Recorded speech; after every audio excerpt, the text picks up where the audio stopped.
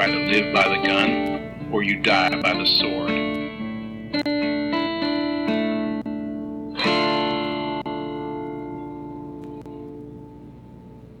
Welcome to the Good, the Bad, and the Weird podcast, MicroViews. I'm Nicho. And I'm Chris. And today we have a special double feature to kick off our arc on the golden and silver age of Disney princesses with something that predates the Disney princesses. She sure does. We're doing Betty Boop in 1933's Snow White and 1934's Poor Cinderella. The classic lady herself, Miss Betty Boop. Yeah, Betty Boop. I really hadn't watched anything Betty Boop until recently, and I was only interested in Snow White to begin with because of the one song that's in it. It is a very good song. Yeah, that's really like the only thing I've seen of Betty Boop outside of really bad bumper stickers or like posters in those behind the samurai sword and throwing star stalls that you would run into at like sports goods stores and whatnot. Yeah, there's a bit of a reason for that. She was most popular in the 30s through the 40s. Mm-hmm. And then she didn't end, but she moved to be in a comic strip at 1939. And then, for some reason, in the 80s, she was revived and had 2 TV specials, and people got really into her. And just like everything else from the 80s, it then in the 90s and 2000s got turned into weird-ass stickers, where everyone who was kind of sort of thinking they were punk or relatable to it used Betty Boop's image. And then she just kind of like lived in this weird limbo world, kind of in the same way that like Tweety Bird and Tinkerbell do, where like they just kind of exist as like the icon themselves, not really as their media. Yeah, I also don't really care for Tweety Bird from what I've seen, but I think it's also because it's kind of in that same realm of trying to be like soccer mom edgy kind of bullshit. All of that is purely from the 90s remembering the 80s version of something from the 30s. And even then, because like I was a little curious, so I did some light Wikipedia reading on her, and part of the reason she was popular in the 30s is because she became this symbol of the roaring 20s, the better age of jazz age, up until I think it was 94 when the Hays Code took into effect, and so she was a little bit of a weird sex icon too, which... Not even a little bit. Straight up a sex icon for a little bit, because she's a flapper from the jazz era. That's what she's dressed up as. Yeah, no, I know. It's just a weird thing to see of, like, I don't get it, and especially, like, the first short that she's in is really, really rough. That's because we don't count the first one. The first one, she's not even a person, she's a poodle. So we ignore Poodle Betty Bop entirely. Okay. That's kind of like the bunny version of Mickey Mouse. We accept that it exists, we ignore it. It's the bunny version of Mickey Mouse. Oh, Mickey Mouse wasn't originally Mickey Mouse. Mickey Mouse used to be the Lucky Rabbit. I don't remember his full name. Sorry. But so he originally was drawn as the Lucky Rabbit, and then got morphed into Mickey Mouse, morphed into Steamboat Willie, who then morphed into Mickey Mouse. Okay. There's always a bit of a ways to go, but Betty had a quick build-up to what she was, because her first cartoon, the one where she's a poodle, 1930, and then was immediately turned from poodle into Betty Boop, then had her first big shows, then movies, which, I mean, these are short movies. Yeah. But they were still movies. The idea was to have these running kind of nonstop at a local theater that kind of like filled time. The equivalent of TV, but you had to go pay to go see it. Yeah, animation hasn't fully gone into the feature film as we know it today, with, in America specifically, with Disney's Snow White. And that's kind of why we wanted to do this. These pair of movies is because they predate Snow White by a little bit. They do predate Snow White. They also have a bit of an interesting, like, lead up into Snow White, and you'll see some of that with where they chose to take influences very specifically. Because there's no doubt that Betty Boop influenced the Disney Corporation. She was too popular. Her animation style was definitely evident in Walt's original runs. But then you can also see how he purposefully chose to change and shift, and part of that is because Betty Boop got in a lot of legal trouble. Oh, okay. So, the movie that we're talking about first is 1933, The Snow White. Yes, and that one is directed by Dave Fleischer and Ronald Crandall, and it's written by the Jacob and Wilhelm Grimm brothers, and that one is starring, the big person starring in both of these movies is Mae Questel, Yeah. who is Betty Boop, the evil queen, as well as the ugly stepsisters. She was Betty Boop for most of the 30s. Yeah. And the biggest other name to note is Cab Calloway, who is Coco the Clown in the Snow White movie. And Cab Calloway is a incredibly famous jazz musician who continues to be one of the biggest names in jazz. Yeah, he was in the Blues Brothers. Yes, he was. They actually rotoscoped him for this, which is part of the reason we picked this one, is it's just a really cool little dance number. But anyway, so this comes out in 33. In 32, Betty Boop was sued by a slowly retiring, but not by her choice, Helen Kane, for her likeness to Betty Boop, and specifically the use of Boop-Oop-a-Doop. Where she claimed she had invented it. She was a flapper girl. She looked a lot like Betty Boop because, again, Betty Boop is a caricature of flapper girls, which means she looks like all of them. Yeah. However, this is what's interesting. This case took all the way up until 34, making it all the way to the Supreme Court, where our animators, especially the ones in this movie, were able to prove their sources for her styling and choices. Oh, it's like Dr. Strangelove and How I Learned to Love the Bomb when the government came to Kubrick and like, hey, this airplane's a little too detailed. Where did you get this information? And he had to call his guy up of like, hey, I hope you kept your reference books because the FBI is here. Yeah, they managed to do that all the way up into the Supreme Court, proving where they got their styling. They managed to prove that they had never seen any of Helen's work previous to creating Betty, let alone working on any of the movies or creating her catchphrase, Boop-Oop-a-Doop. That phrase was apparently a fairly popular slang song section to add, especially called what was kiddie music, which was having a vocalist who sounded very young. There was a little boy who, in the area of the animation studio, was fairly popular. He was kind of an underground. I tried to look him up. I don't think he ever, continued to do music. I think he was just, a kid who sang a couple times at the local bar, from what I could, dig up. But they managed to prove all of that. So, these movies happen while Betty is at the Supreme Court being questioned for her identity. The other thing is Betty, the group who made Betty did a bunch of other cartoons. And they're fairly solid right now when the movies we're talking about, but once 38, 39 happens, we start seeing the shift of animation companies starting to go under. They're just not making as much money as they used to. So, Betty Boop, theoretically, this year, as of January 1st, should have become public domain.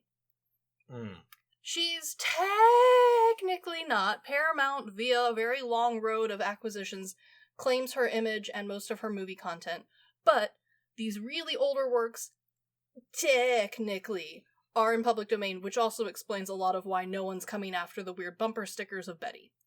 She's kind of sort of for free now. Okay.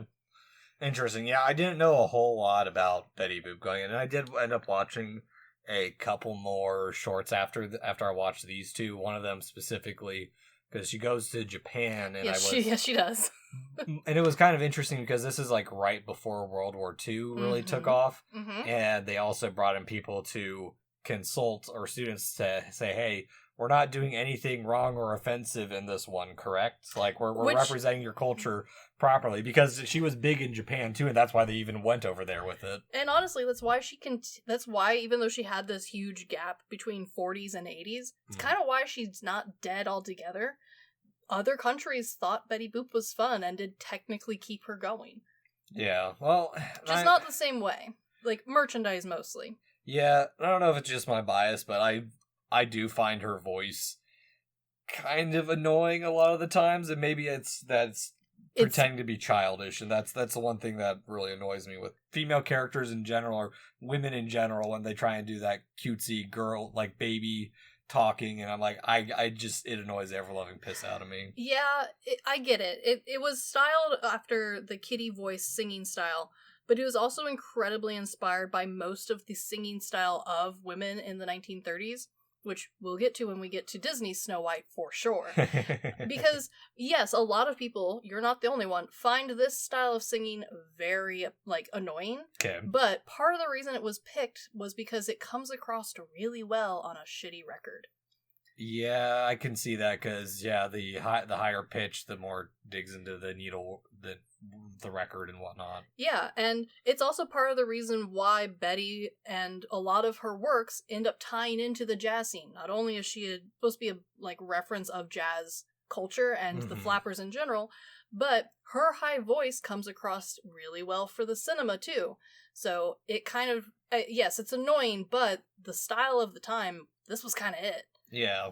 Well, and one thing, because I haven't really done too much of a dive into these super old animations, specifically Disney animations as well, is how creative they had to be during this time with the very rubber bandy animation styles and just the way things transform back and forth. It ends up becoming a little bit surreal of why would she transform into this bone? Why would the evil witch transform into a bone dragon? Well, part of it's because we're used to now, especially with the way Disney changed the studio game, a lot of these works being done by a big team, and when we say directed by, we legitimately mean directed by. Especially Snow White and Cinderella by Betty Boop. Directed is a really loose term. It was more of a hey, thanks for working for our company for 10 years. Would you like to animate an entire movie by yourself? And that's pretty much what happened for both of these. It was a very small, if not one-man team, depending on who you're talking to on their sources here. And that means you get to stylistically make, as long as Betty looks like Betty, you get to do whatever you want. And that's what they did for a lot of these cartoons. They were tiny teams, and it's where we get the work culture that surrounds animation studios. You worked yourself to the bone, but you worked yourself to the bone because you were the only one working. Yeah, well, we're still seeing that in the industry. We do. Well, it's the slaving away for your art, basically. Yes, however, now the art has to be conformed to the rest of everyone else's style and have a continuous flow as opposed to having a clear one-man styling. And it's something we really have lost. There was only a handful of animators from Disney in, I believe, the 80s and a little bit into the 90s who truly had a style, and you can point them out pretty accurately in even Disney movies. But for the most part, a lot of that styling is gone. Yeah. At least at an individualistic level. It moves to the director's styling as opposed to the animators. Or the studio styling. Exactly. Look at Pixar. Yeah, Pixar definitely has a feel. Disney has a feel because it's tied to Pixar. Yeah, we only really get to see that type of animation in stuff from overseas where they still have the similar old school method, but we're seeing how even that's affecting them. This is 7 minutes long, and it took 3 years to do for Snow White. Cinderella took even a little bit longer. Well, yeah, and I mean, with this one, I can definitely see why that would have taken longer, especially going back to her first one, where you can tell where there's not as many in between the key frames. Yep. This one is relatively, well, actually, for the most part, pretty smooth. There was a part where, first off, I do actually really dig the winter setting of this. It's cute. And, her ice coffin, I thought was a really creative way to make it her falling in the water instead of a glass coffin. Yeah, it's a fun play on the idea. But specifically, there's this snowball rolling scene. Yes, there is. That is actually, I watched it, I'm like, it's actually very technically interesting. Yeah, it's this is an impressive piece of animation for something this old. Yeah, and a lot of the rubber hose styling is very goofy, but it's impressive because it is so technically challenging for especially one person doing all of this.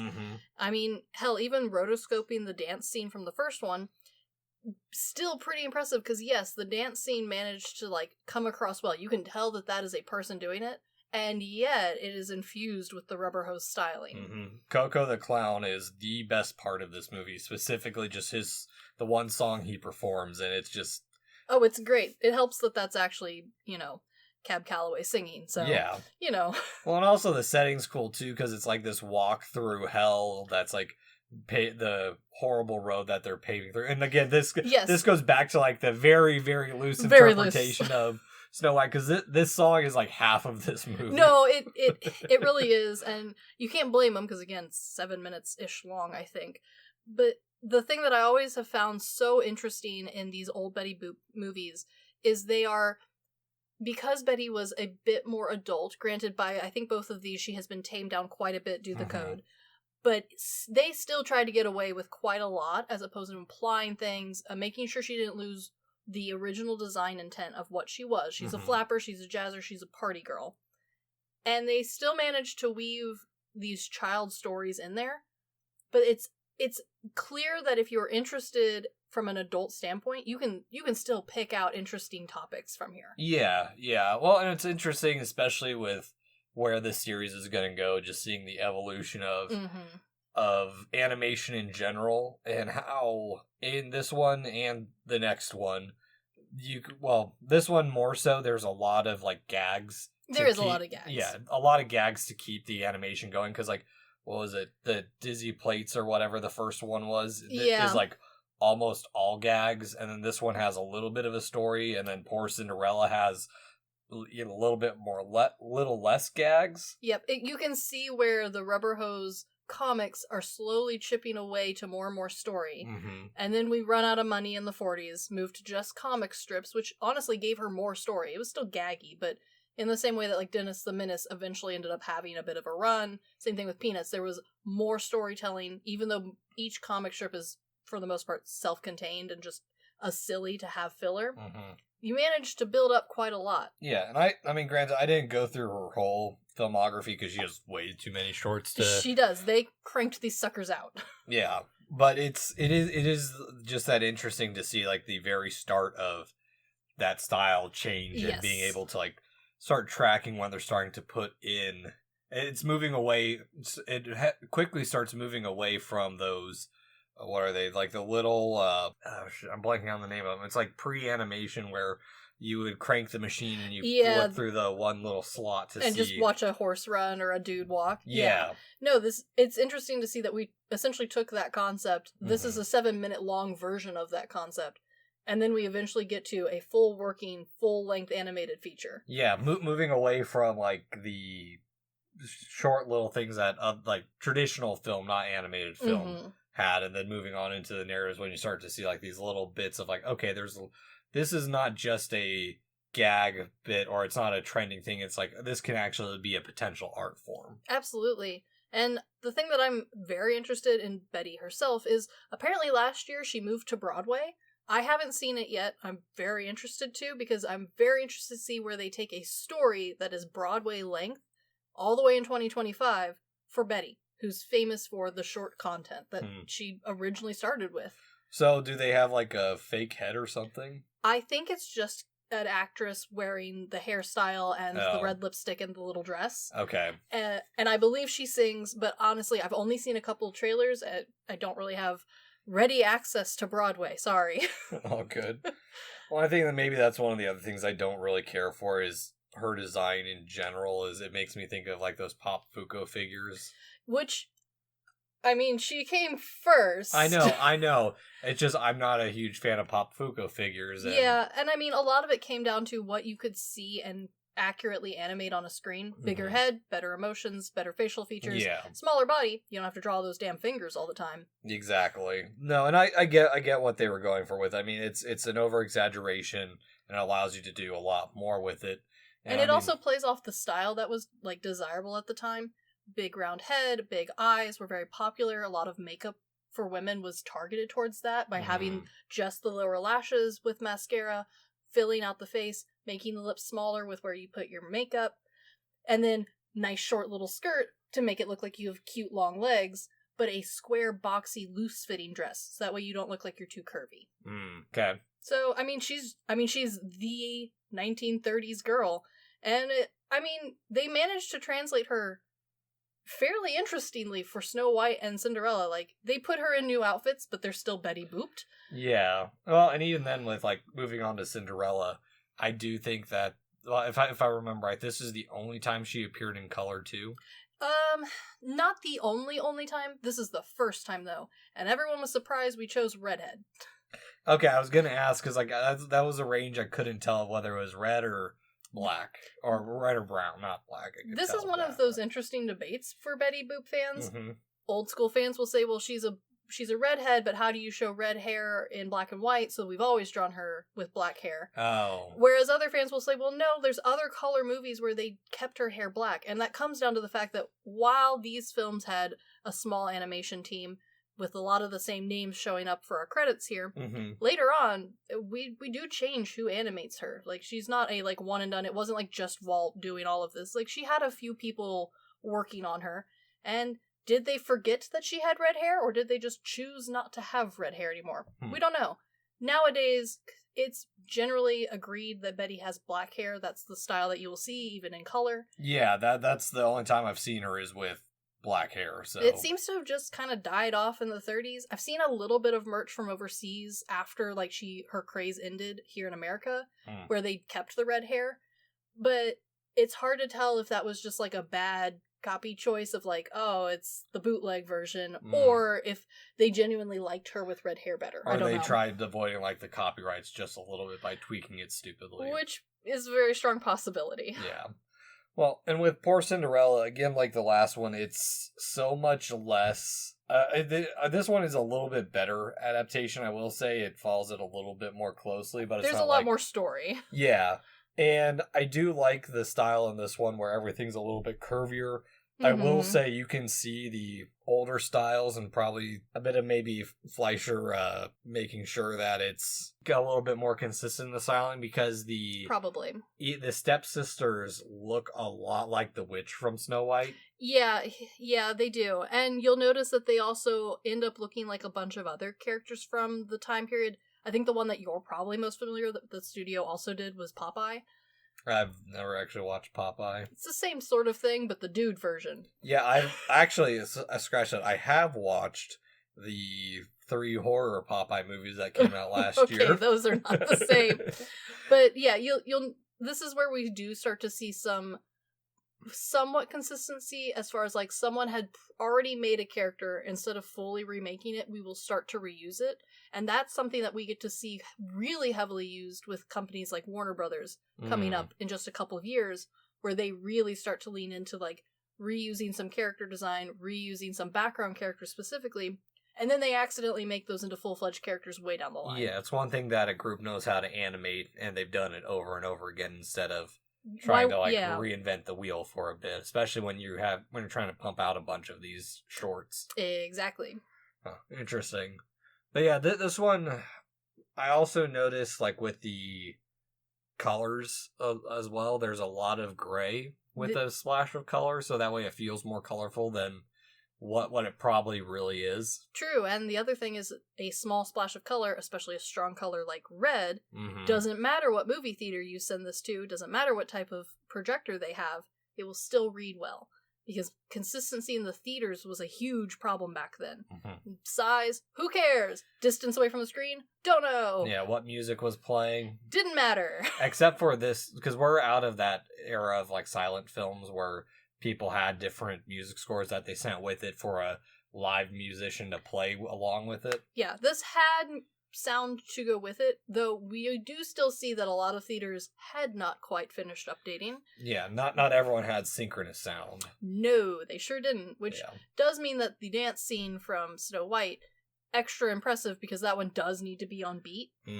Whereas Cinderella, we've moved to something where, like, if the lips don't line up just right, it's not that big a deal. Yeah, it's also less musically than the last one. Yeah, which makes sense because, again, as we can see, the music portion for the last one took up most of the film. Well, and another thing that surprised me with Poor Cinderella, especially when this came out, because it dropped a couple months after the Hays Code went into effect. Yeah. She gets down to her skivvies. Yes, she does. Yeah, I was not expecting to see that. Like I said, Betty Boop was never really meant to be turned into children's stuff. She had to, though, because they told her they must, or she had to go. Yeah, or they wouldn't have been allowed to show it at all. Exactly. So they skirt around it, but I do wonder if they thought, hey, no one's really paying attention over here, and got away with a lot. Well, it's early Hays Code, so they probably let stuff slide underneath just a little bit if it was, like, maybe a little bit ahead. Yeah, and you'll notice that, yes, she does... it's a little much for Hays Code, especially for 30s, but it's still longer than her original dress that was right at the coochie line. Yeah. So, I don't know. Very much so. So, Chris, rent, buy, stream, or decline that we ever watched Betty Boop Snow White or Poor Cinderella despite having an audio recording of us watching it. These are one of my comfort animations. I love early animation. I think the rubber hose styling is very interesting. I love the techniques that were used. I'm a big fan of following these animators, partially because it's very easy to finish off their works, because most of them are dead. So, Yeah. that's nice. So, I know how to get these on YouTube. They are free if you Google Just Right. But if you can stream it, I do recommend it. There's whole channels with all of it. If you're really, really into this, you can watch 24 hours worth of Rubber Hose stuff from the 30s for free on YouTube. Yeah. But yeah, I do recommend you watch these, especially knowing some of the background on Betty and the music that goes with her. It is very interesting. It's a cool time capsule of the 30s.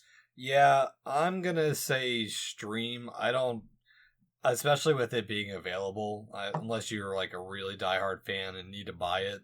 Honestly, of the two, I'd say the best one to watch is the Snow White one, just because Cab Calloway's segment is so good with it. He's so cool. But yeah, it's I don't know. I do think it is worth a watch because it is such a pop culture icon to kind of get a little bit more understanding of where she came from, but also see that while Disney, and maybe this starts off our tone for the Disney portion. Yeah. Disney likes to think that they were, or likes to portray that they were the first or the originators of the styling of certain things when they pull from a lot of other stuff, or they're not 100% the first, but they're one of the earlier ones. It's nice to see another adaptation of something that came before the Disney adaptations that honestly defined and still defines them into the 90s and 2000s adaptations that I've been watching. Yeah, absolutely. But that's kicking off our dive into the Disney Snow White, or, well, shocker, our next episode, Snow White. I don't know how they would have possibly known. No. But, well, for once I am actually looking forward to reviewing some Disney stuff, so. I mean, we're going for the golden age. It's hard to complain with those. Yeah, gold and silver age. So that's true. Look for a good block of episodes going down the line. Very true. But, anyway, this has been the Good, the Bad, and the Weird MicroViews. Thanks for listening. Peace.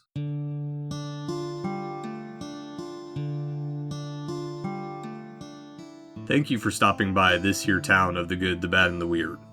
We appreciate your listenership, and if you want more of our takes in your life, feel free to check us out on social media at The Good, the Bad, and the Weird Podcast, or TGTBTW for short. As well, if we missed a fact, your favorite part of a movie, or just have a suggestion and want to reach out and say howdy, feel free to email us at tgtbtwpodcast@gmail.com. And feel free to join our Discord at The Good, the Bad, and the Weird Podcast, where we talk about movies, just share random banter here and there. And always check out our podcasters, streamers, or any other content creator we shout out in our episodes. We really appreciate it. And as always, thank you for listening. Peace.